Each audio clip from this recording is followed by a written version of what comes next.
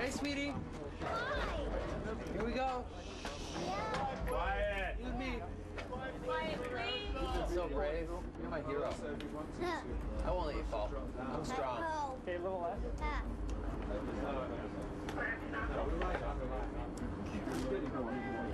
Never let you fall. All right, ready, and grab. No. Better grab you. Ready, and grab. Drop. That was it. All right, cut. I didn't move myself on it. All right. You little sneaky, tricky. I did them. So we're on the technical. We're down speed. Feeling, Mark.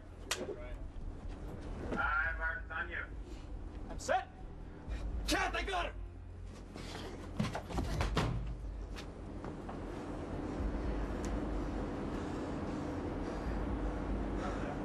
Good. Huh? You okay, sweetie? Yeah? Nice work. Oh, we're across. Oh. Okay. So this is how we're going to get you up to the roof next week, okay? Lean back for me. They took me on a little plank of wood, and I walked on it, and they like held me up on my harness and made me a harness, and they told me how it would feel being up there. And it felt different when you were actually up there, because you got to see everything. Took you to fall. There you go. You didn't fall, did you? Okay, so step back onto it. Okay. Okay with that? Try fall again. There you go. So that's what's going to be like up there, okay? So if anything happens. We showed Chloe everything with a stunt double prior to doing anything with Chloe. I mean, we always had a stunt double standing by. The stunt double would do everything first. Stunt double was Laura Dash, and she would do everything before Chloe would do it. And she'd show her how to do it and what we were doing and make her feel comfortable. And she was like her teammate. I was more like a coach. In fact, Chloe would call me Coach Kenny. But with Chloe, I had to develop a trust. So what I did was, after we played the game and we had fun on a daily basis, I would grab her in between shots and I would take her over. There were times when I would stand her on a small step and I'd have her close her eyes and drop backwards into my arms. One, drop. It is. There. Got it. After talking to her one day, I said, you know what we're going to do? We're going to run up in the Condor. We're going to take a ride up there. So I put her in the Condor, and I said, this is going to bounce around a lot. And I showed her how it bounced around. I took her for a ride up to the top, and I just let her look at it. And the reason was I wanted her to see that working environment before she actually went up there to do it. In the cherry picker, we were so high up, we were next to the oak tree, and we picked acorns, and we made an acorn club with me and Melissa, and whoever we gave an acorn to, they were part of the acorn club. The next time I took her up, we were going to hook her up. We put her in a harness, and we took her up to the roof. We were going to hook her up.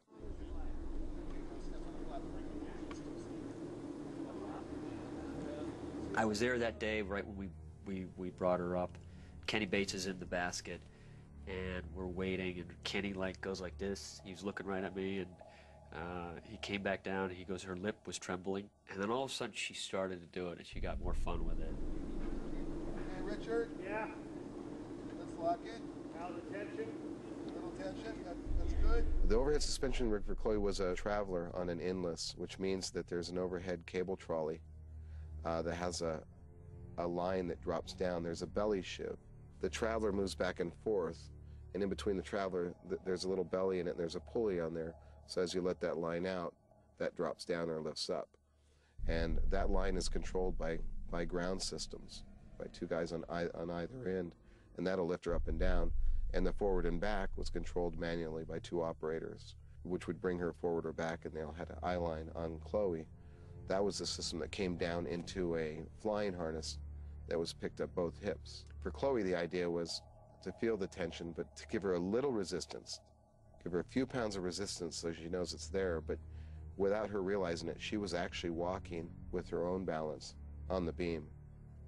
I mean, if she wasn't, then it wouldn't be natural. Her movements wouldn't be natural. She never had any idea that she was walking on a balance beam. As far as she was concerned, she was in a flying harness, and she was just walking and being suspended. It was different because I had to walk on the roof, and it was really creepy. The first time it was creepy, but the second time it took me a few minutes to get used to it, because then I was like really cool because Kenny told me all about it. The idea was never to put Chloe in a position where she wasn't comfortable with any of the elements. And if she wanted down, she was able to come down, and she knew she was in control, which eventually paid off because she did 90% of the work. Hi, Mommy! Hi, Mommy! Hi, Mommy! Look at me, Mommy! Look at me, Mommy! I've never been able to ask people to do things for me that I can't do myself, even though I have a pathological fear of heights. And, you know, on this dreadful day, I knew that I was going to have to get up in, you know, in a condor. Bates is my stunt coordinator I've worked with for many years, and I've done a lot of stunts in my life, and I actually personally climbed up on that roof, and I'm scaling it. I mean, it is that steep, okay? There was actually a plan B, and that was we're not going to have this shot in the movie. And plan A worked perfectly because of Kenny. To Kenny's credit, he stayed with her until he could see that that was working. And that's a very refined skill, I think, because it wasn't just a technical exercise. He has the experience and the equipment to achieve that technically. What he had, in addition to that, was a kind of a sensitivity to fear and danger. The first thing I started doing with Chloe was I met her mother, met her brothers. We talked for a little while. I didn't rush her in anything. Found out what she liked, what she didn't like, and so I could strike a conversation with her. That's good. Just walking like that, even slower. Try walking slower. That's where she really is. Then I found out what Chloe was capable of. We put her on that little beam on the ground level and started playing a game and walking back and forth, and then we started spinning, and we made a game out of it. And when we went on this wet ride, once it got all wet, we all got all wet. It felt like she was my mom, really, because she was always really nice to me on set, too. Because I was asking her to do it. And, but there's no way I could have done what she did. Good job, Chloe. Great job. Was it fun? Was it fun? Great. Was it fun? So after lunch, we'll put It's not. That little shit got me fired. Initially, they had made... Was it cold? There was a freezing kid.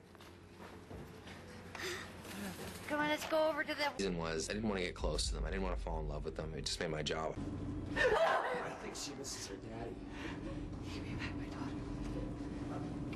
Hi, Mommy! Hi, Mommy! Hi, Mommy! Hi, Mommy! Look at me, Mommy! Look at me, Mommy!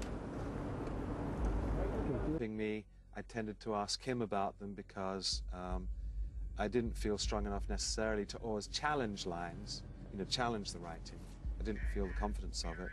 If he agreed with them, it gave me confidence to kind of challenge or change lines. Say it verbally. Ready? Hold on. Oh, whoa, whoa, back in your mark. Okay. And... action. Right. I think she misses her daddy. My daughter. Do you know where this goes? Up there?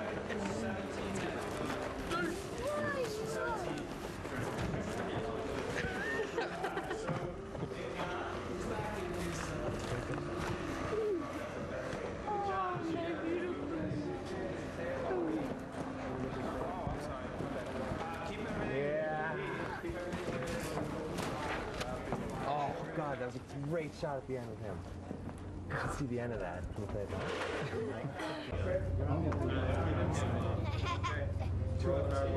me, look at me, look at me, look at me, and then tell the camera on straight away. I didn't do yours.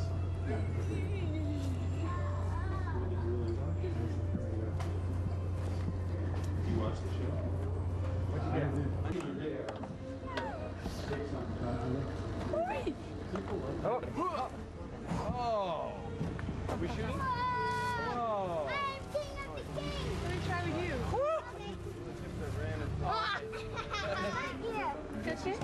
Boy, this ain't the 70s, I don't know what it is. And Chloe, when you back up,